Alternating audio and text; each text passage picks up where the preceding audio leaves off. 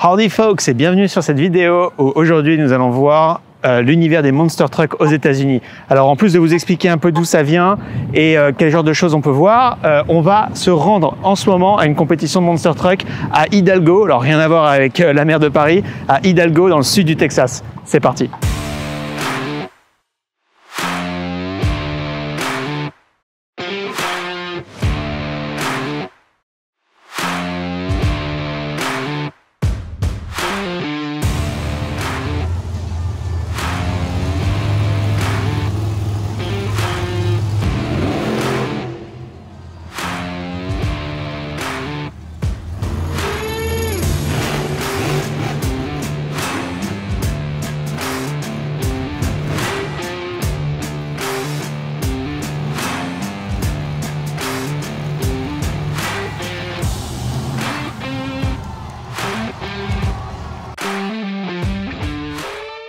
Mettre des road tracteurs sur des pick-up en fait difficilement plus américain.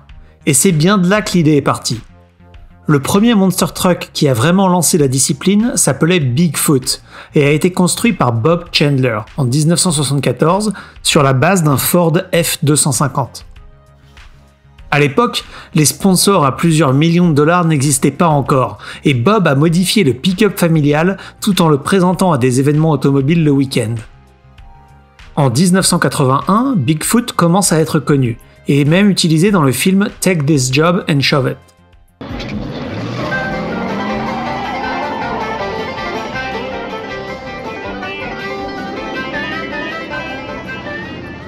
La même année, Bob a une idée de génie, encore une fois à l'américaine.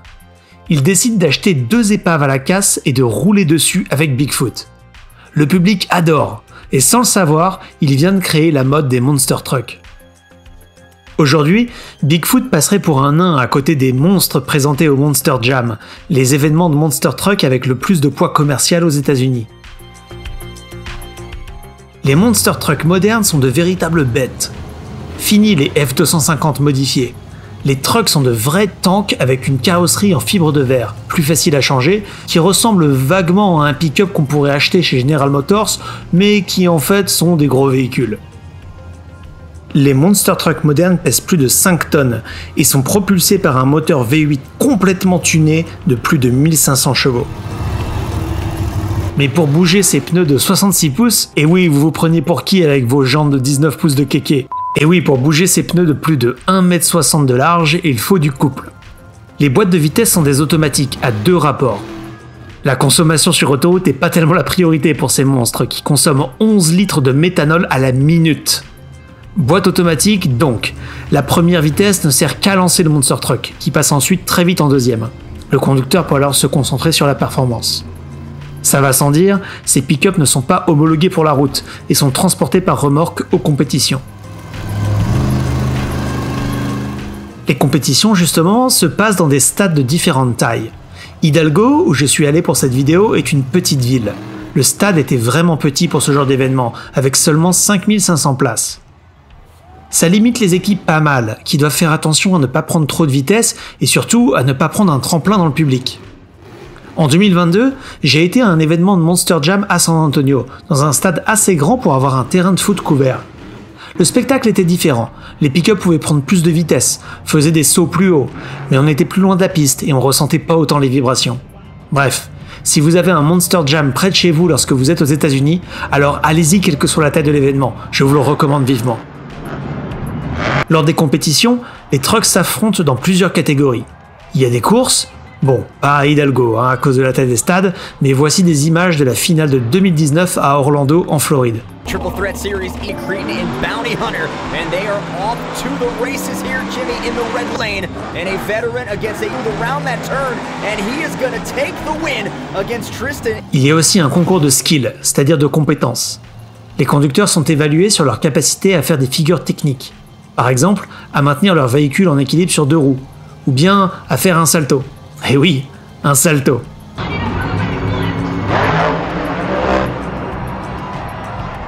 Il y a aussi la compétition de donut, c'est-à-dire d'arriver à faire des tours sur soi-même très vite, sans perdre le contrôle.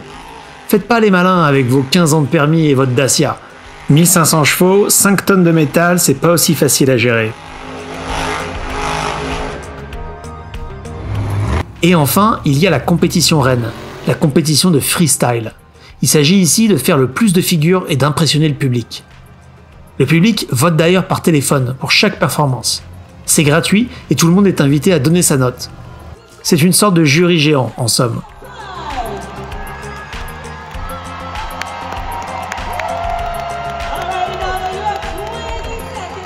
Vous avez remarqué que je ne parle plus de compétition avec des monster trucks qui écrasent des voitures.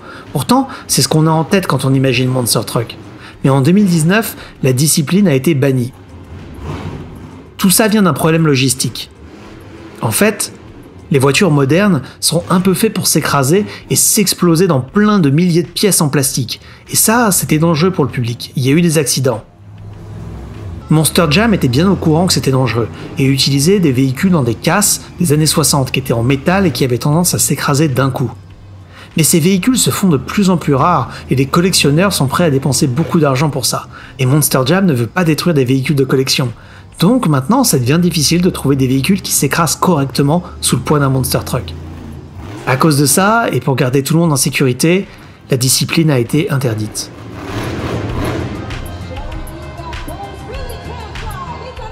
Bon, quand on regarde ce genre de spectacle, on pourrait imaginer que tout ça est bien scripté, que c'est un peu comme du catch, que c'est que pour le show. Mais non, il y a de la casse. Les conducteurs prennent des risques et font faire des heures sup à leurs mécanos. Lors des compétitions, les équipes emmènent leur garage avec eux, et la plupart des événements sont 2 spectacles par jour, un l'après-midi et un le soir. Les monster trucks doivent donc être en conditions parfaites pour concourir, et ça veut dire avoir les mécanos sur place, les pièces et l'outillage. Lors de la soirée à Hidalgo, un des trucks a cassé son différentiel. Il a été évacué de la piste, mais est revenu 30 minutes plus tard en pleine forme. Allez demander à Feu Vert de faire la même chose. J'espère que vous êtes restés jusqu'ici, parce que je voudrais vous donner mon conseil numéro 1 pour profiter un maximum de votre prochain spectacle de monster truck. Emmenez des bouchons d'oreilles ou des casques anti-bruit. Oui, ces trucks sont pas exactement équipés de silencieux, et on parle pas d'une mobilette non plus. Je vous parle d'un 5 litres 4 V8 poussé à pleine balle avec 10 cm d'échappement par piston qui sort directement sur les côtés sans autre forme de procès. Et ça pardonne pas. Si vous allez dans un événement de monster truck sans protection auditive, je vous garantis que vous n'arriverez pas à entendre votre femme au dîner après la soirée. Attendez, maintenant que j'y pense, c'est peut-être ce que vous cherchez. Non, sérieusement, on est arrivé un peu en retard et j'avais oublié mes casques de stand de tir à la maison. Résultat, j'ai dû en acheter sur place à la boutique à 35 $ pièce. Mais surtout, comme j'étais en retard, je suis tombé sur les derniers de la boutique, donc j'ai eu de la chance. Alors vous, faites bien attention. Avant de vous laisser, je vous réserve une petite surprise pour cette vidéo. Puisqu'on est si proche du Mexique à Hidalgo, pourquoi est-ce qu'on n'irait pas voir le mur de Trump à la frontière ensemble ? Le fameux mur de Trump, le voici. Il paraît beaucoup plus haut en vrai qu'en vidéo. En tout cas, de ce que j'avais vu, c'est la première fois que je me tiens vraiment au niveau du mur. Je l'avais vu depuis la route. Mais si on va se rapprocher, vous pouvez voir que c'est... On peut quand même voir au travers, mais c'est suffisamment... comment dire ? Il faudrait être vraiment fin pour pouvoir passer ici. Et puis escalader, c'est sans doute possible. Mais en tout cas, il me semble avoir vu qu'ils avaient des détecteurs au niveau du métal, si quelqu'un touchait, si quelqu'un essayait de passer, ça envoyait une alerte et puis ensuite ils envoyaient une patrouille ici. Mais voilà le fameux mur. Donc de l'autre côté, c'est encore un petit peu les États-Unis. Ensuite il y a la rivière et ensuite il y a le vrai Mexique. Mais voilà, sinon il y a des points de passage ici au niveau de cette porte par exemple. Bien entendu, si vous avez le code, vous pouvez passer. Bien entendu, je n'ai pas le code. Allez, on va continuer un petit peu plus vers l'est. J'aimerais vous montrer quelque chose d'un peu spécial puisqu'on n'est pas trop loin du Mexique. C'est parti. Nous sommes à Vera's Barbecue du côté de Brownsville, vraiment à la frontière avec le Mexique, à la toute pointe du Texas.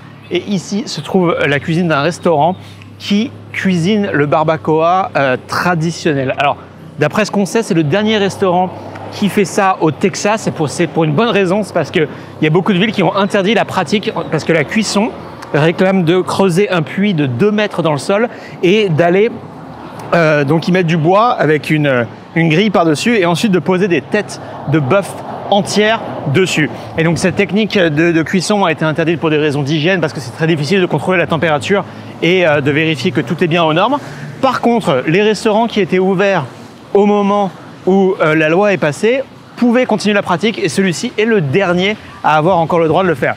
Donc derrière ici se trouve la cuisine et j'ai pu tester ce barbacoa et c'est vraiment magnifique. Alors le barbacoa, comme j'ai dit, c'est une tête de bœuf, donc ils cuisent vraiment la tête entière. Alors ils cuisinent plus le cerveau parce que à cause de la vache folle, il y a des gens qui ont un peu flippé avec ça. Donc avant ils faisaient du cerveau, traditionnellement ils le font, mais plus maintenant. Mais par contre on a la joue, on a la langue, la lengua, et on a aussi les yeux. Alors les yeux de bœuf, moi j'avais jamais goûté ça avant.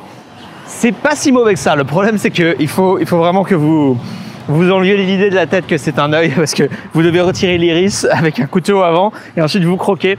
Ça ressemble un peu à une boule de gras, mais sans l'aspect, sans le goût de gras. Donc la texture c'est du gras, mais le goût n'y est pas. Donc ça, voilà. Si vous posez la question à quoi, quel goût avait un œil de bœuf, ça a ce goût-là. Mais sinon, donc c'est une tête de vache entière qui est cuite à très haute température et donc qui s'effiloche un peu toute seule.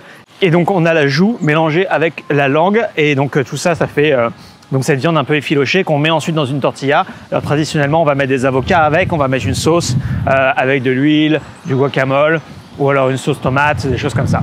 Bon, je recommande vraiment, je vous mets le lien en description pour cet endroit. On va continuer un petit peu plus à l'est parce qu'à l'est, eh ben, il y a le golfe du Mexique. Allez, c'est parti.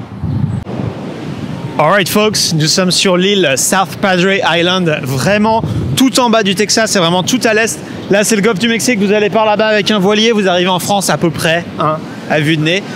Moi j'ai terminé mon week-end ici, j'espère que vous avez apprécié la vidéo sur les Monster Truck avec le petit bonus barbacoa et le mur à la frontière.